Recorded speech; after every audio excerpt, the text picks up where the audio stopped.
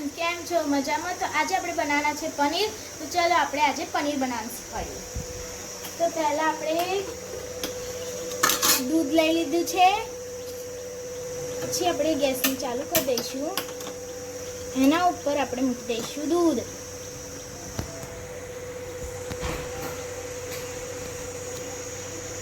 તો દૂધને આપણે ઉબલવા રહીશું।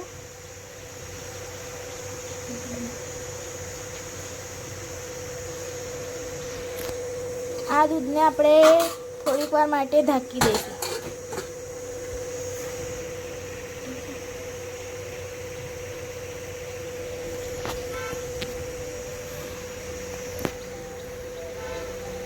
તો દૂધ આપણે મૂકી દીધું છે। હવે આ દૂધને આપણે એક ઉભરો આવવા દઈશું।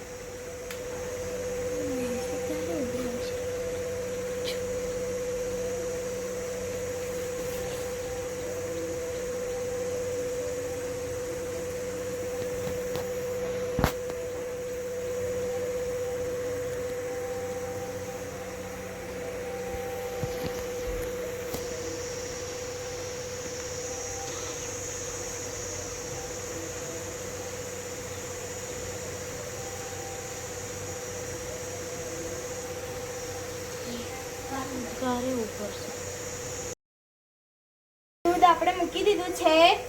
હવે આ દૂધને આપણે એક ઉભરો આવવા દઈશું।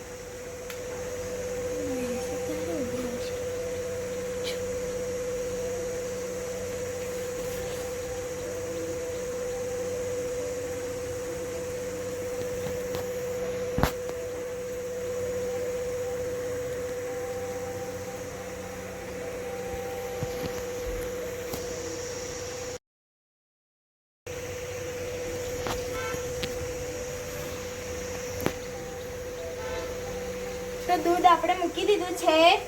હવે આ દૂધને આપણે એક ઉભરો આવવા દઈશું।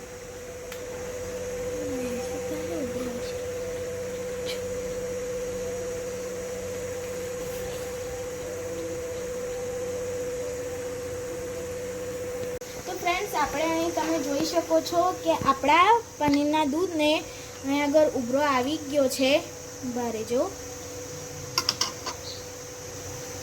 તમારા દૂધમાં પણ આવી રીતે ઉભરો આવી જાય એના પછી તમે શું કરશો કે તમારે જેટલું દૂધ છે ને એટલું જ આ બાજુ એટલું જ તમારે લીંબુનું જ્યુસ લેવાનું છે। એટલે આ 2 લીંબુનો રસ મેં કાઢી લીધો છે। હવે આપણે ધીમે ધીમે આને ડાલીશું અંદર। તમે જોઈ શકો છો દૂધ હવે ધીમે ધીમે ફાટવા લાગશે। હવે આને આપણે હલાવીશું, ગેસ બંધ કરી દઈશું અને પછી આપણે આને ધીમે આંચે હલાવવાનું છે।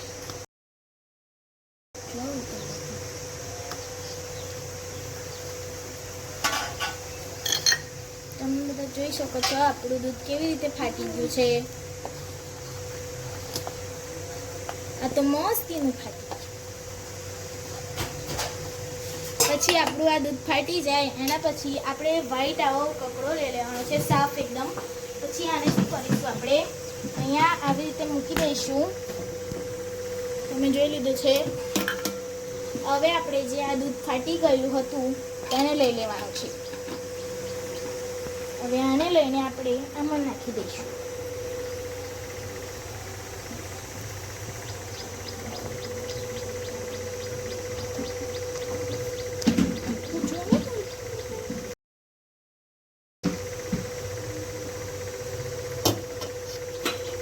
તમે બધા જોઈ શકો છો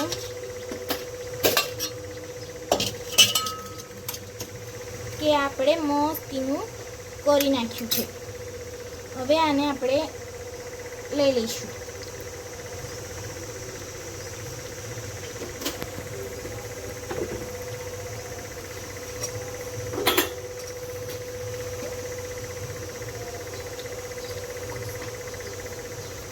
તો આપણે આ લઈ લીધું છે। હવે આને આપણે ગાંઠ મારી દઈશું।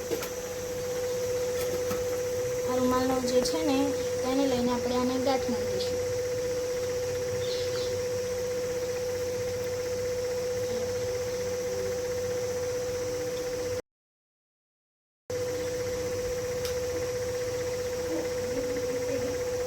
આને આપણે મસ્તીનું ગાંઠ મારી દીધી હતી. હવે આપણે શું કરવાનું છે કે આને આમાં ડાલીને પછી આપણે ગેસ ઓન કરીશું. પછી આ તપેલીને ગેસ પર મૂકીશું. આ પાણીનો આપણે બગાડ કરવાનો નથી અને આપણે ઉપયોગમાં લઈશું. તો એના ઉપર ડાલી દઈશું.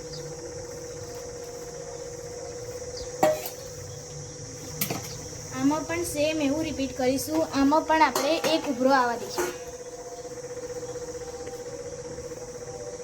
ફ્રેન્ડ્સ, આપણા જે આપણે મૂક્યું હતું આ પનીર, તેનો ઉભાર આવવાનો શરૂ થઈ ગયો છે, જોઈ શકો છો. હવે આ કમ્પ્લીટલી થઈ ગયું છે, તો આપણે આને ધીમેથી કાઢી લઈશું.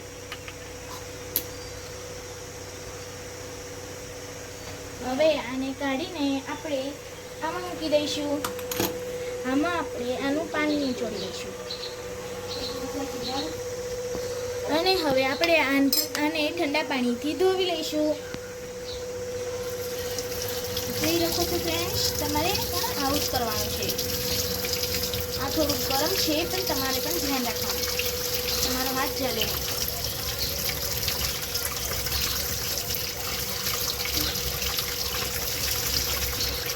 હવે આ ઠંડુ થઈ ગયું છે. પહેલાં પછી આપણે આને પાણી કાઢી લઈશું.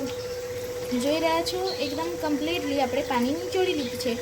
હવે આને આપણે એક ડીશમાં મૂકી દઈશું અને પછી આપણે આને ફ્રીઝરમાં મૂકી દઈશું.